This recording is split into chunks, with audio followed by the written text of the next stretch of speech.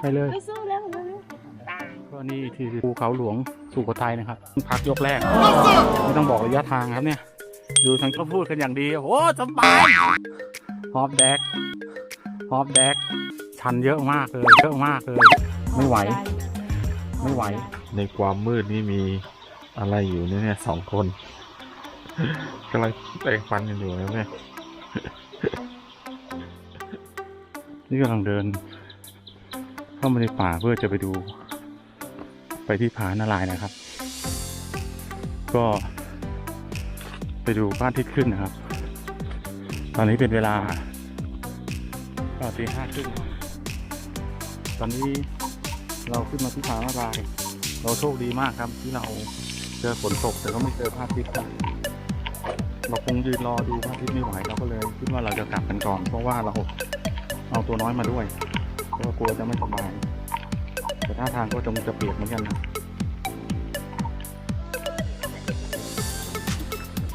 แล้วสองพี่น้องเป็นไงบ้างครับคุณน้อยครับตอนนี้เรากำลังจะลงจากดอยแล้วนะครับสังเกตดูบรรยากาศยืนตรงนี้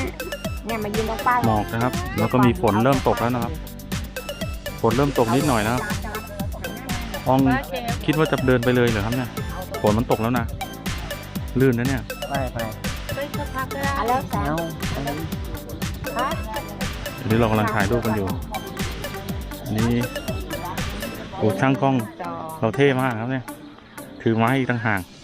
กลัวลงขับไม่ได้เลยนี่เราเก็บบรรยากาศยามเช้าครับ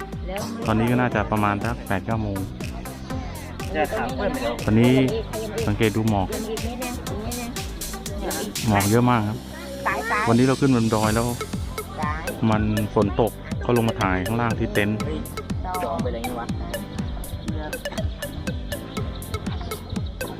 กระโดดลงเขาไปเลยนี่ต้องอย่างนี้แซดอันนี้เอาเธอไปไหนแล้วเนี่ยถ่ายรูปกับอาหน่อยถ่ายป่ะไม่เห็นแซนน่ะอ้วนหัวเล็กเลยมาพอดีเอาอ้วนหายไปเลยสองคนละแนวกลับไปกลับมาเอาแบบพุ่งจอดไม่ได้ติดนะ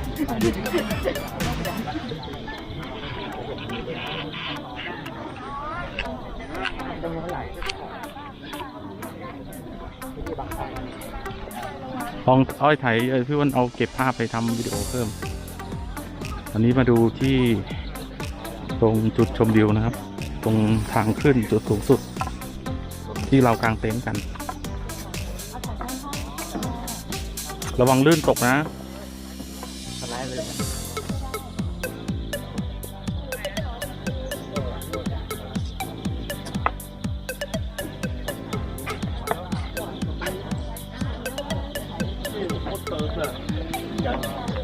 แหก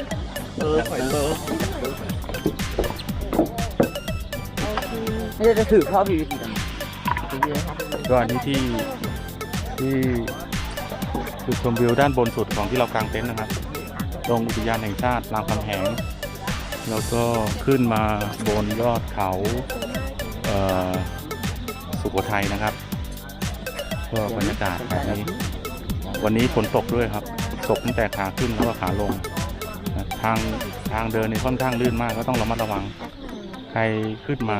ในช่วงเวลาที่มีฝนตกเนี่ยอย่างน้อยเนี่ยเรื่องการเตรียมพร้อมเรื่องของสัมภาระแล้วก็เรื่องของรองเท้าเนี่ยพยายามเน้นในเรื่องสัมภาระที่จำเป็นที่เอาขึ้นมาเพราะว่าทางค่อนข้างชันมากไม่แน่ใจว่ากี่องศาว่าบางช่วงก็อาจจะ60-70 องศาได้นะครับแล้วก็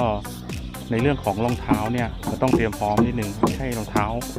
ถ้าเป็นไปได้ทางลื่นเนี่ยควรจะเป็นรองเท้าที่เป็นลักษณะเหมือนกับมีเหมือนเดินเขาครับแต่ว่าถ้าเป็นรองเท้ากีฬาเพศวิ่งเนี่ยอาจจะลื่นได้แล้วก็อาจจะ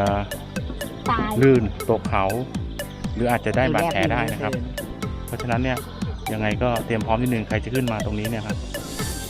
อันนี้เรากำลังถ่ายเซลฟี่กันอยู่แต่ภาพพวกนี้มันหาไม่ได้นะครับเนี่ยไม่รู้ว่าอีกสักกี่เดือนกี่ปีเราจะได้ขึ้นมาแบบนี้แล้วก็ทุกคนเนี่ยเวลามา จะลงหรือจะขึ้นเนี่ยอย่างน้อยจุดตรงนี้เนี่ยก็เป็นจุดที่เราจะต้องถ่ายรูปกันทุกคนนะครับ อันนี้ใครครับเนี่ย อันนี้เด็กฮิ้วเหรอครับเฮ้ยอันนี้เด็กที่ไหนเนี่ยอันนี้เด็กดอยเหรอครับ อันนี้เด็กดอยเหรอครับ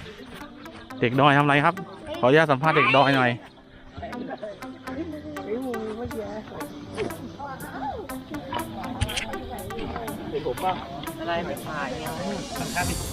แสนเป็นไงบ้างครับเป็นไงบ้างรู้สึกยังไงบ้างขึ้นมาบนเขาแล้ว เย็นนะ ได้นอน1 คืน ไม่ได้นอนอ่ะ เย็นไหม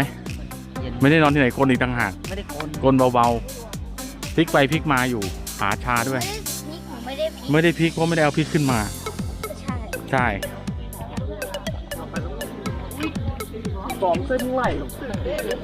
ไปยังพร้อมเลยไม่ได้ละพี่อองอ่ะ ลงไม่ ไปสัมภาระห้องน้ำอะไรก็ให้เรียบร้อยนะ รอแล้ว กูแต่กูฟ้า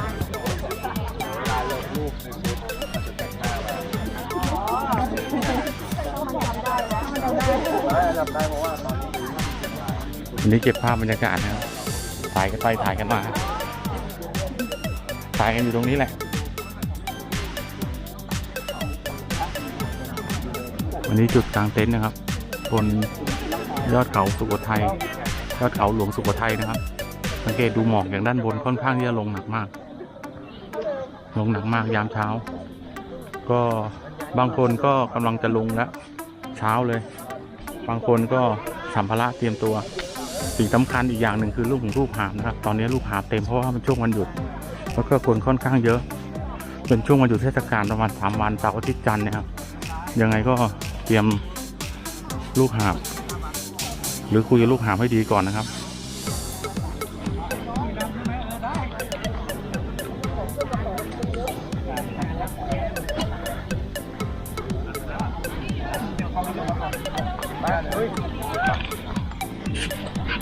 โอ้มีเด็กหลงป่าอีกคนหนึ่งสังเกตดูว่าดูเขาจะสนุกสนานไหมได้เล่นน้ำฝนด้วยดูจ้ำดูเขาจ้ำบ่อน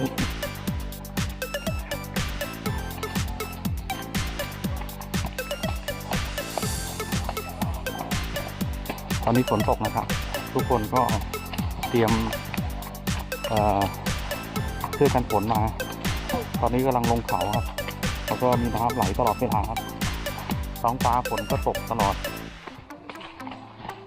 กำลังเดินทางอย่างน้อยเนี่ยไอตัวน้อยก็ไม่งอแงครับไม่ดื้อ อันนี้ผู้นำทริปครับผู้นำทางคุณดอกอ้อยครับ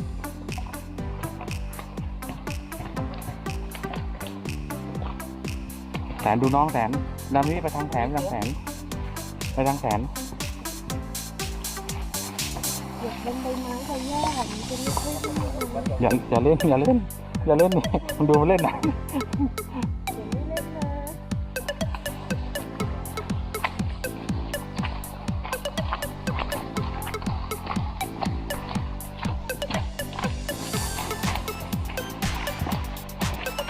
ตอนนี้เราก็มีผู้ร่วมทางอย่างน้อยก็เท่าที่เห็นตรงนี้ก็น่าจะเกือบร่วม20นะข้างหน้าข้างหลังมีอองเป็นไงบ้าง เอาเลย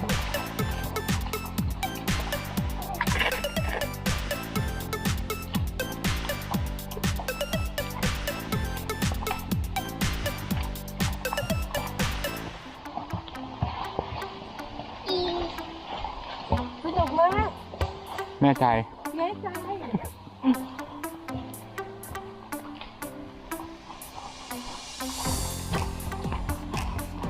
นี่เลยเสียงเป็นก็ซ้อมนะเสียงสายลงโคนนักท่องเที่ยวโคตรเยอะเลย เราสังเกตดูความชันตรงนี้นะครับ ความชันตรงนี้ก็พอสมควรนะครับอ้อยยกมือนะครับคุณน้อยครับ100,000ครับ เดี๋ยวมันหล่นนะ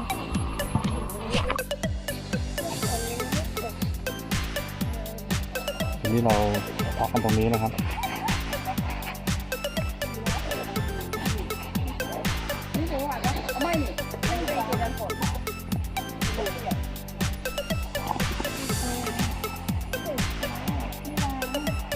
เป็นน้ำอ่ะ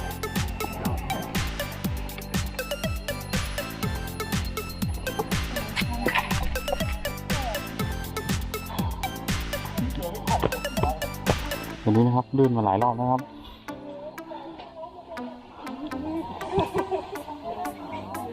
ยังดีครับ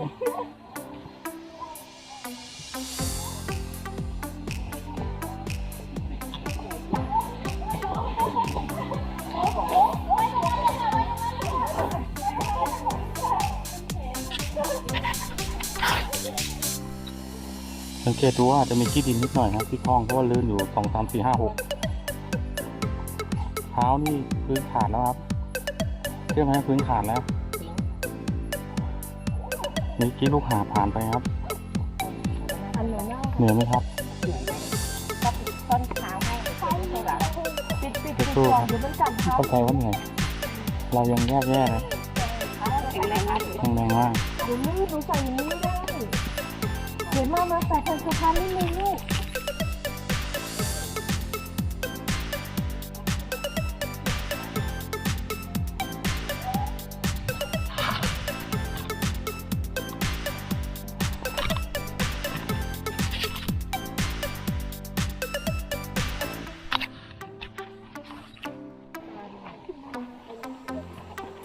ช่วงนี้คือช่วงที่มีความชันแล้วก็ลื่นมากต้องอาศัยจับราวแหว่งบริเวณด้านข้าง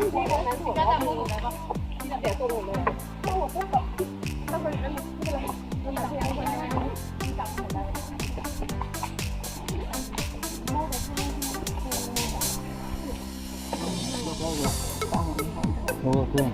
คือฝั่งน้องเรา ให้นั่งพักจนกว่าจะหายเหนื่อย